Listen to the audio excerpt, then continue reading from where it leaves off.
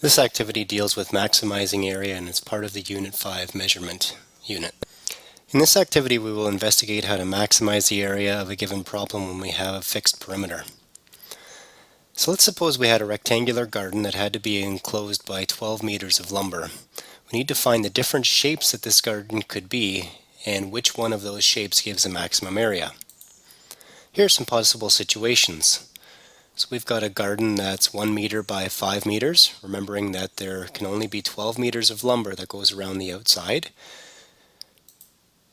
And in this case we get an area when we multiply the length times the width of 5 meters squared. Second situation has a garden measuring 2 meters by 4 meters. Again, keeping in mind that we have 12 meters of lumber that needs to go around the outside. And in this situation it gives an area when you multiply the length times the width of 8 meters squared. And another situation is when we have a garden that's 3 meters by 3 meters. When we do length times width for this one, we get an area of 9 meters squared.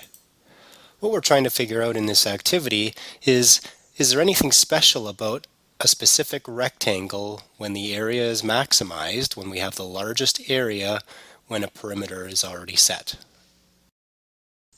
In this activity, we're going to investigate how to maximize the area of a given problem when we have a fixed perimeter.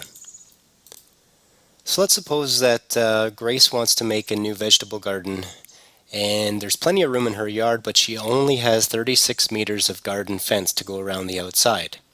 What we need to take a look at are what are the dimensions of a rectangular garden that could give Grace the maximum area, the most amount of space for all of her vegetables. Again, keeping in mind that she only has 36 meters of fence to work with. What you're asked to do is complete the following table to determine the best dimensions that will get her the biggest area, the maximum area, when having a fixed perimeter of 36 meters. So we've filled in the lengths and widths that her garden could be, and what you need to do to figure out the area is multiply the length times the width in each of these cases, and we should find out which of these dimensions, which pairing of length and width will give you the maximum area, the biggest area that she should use.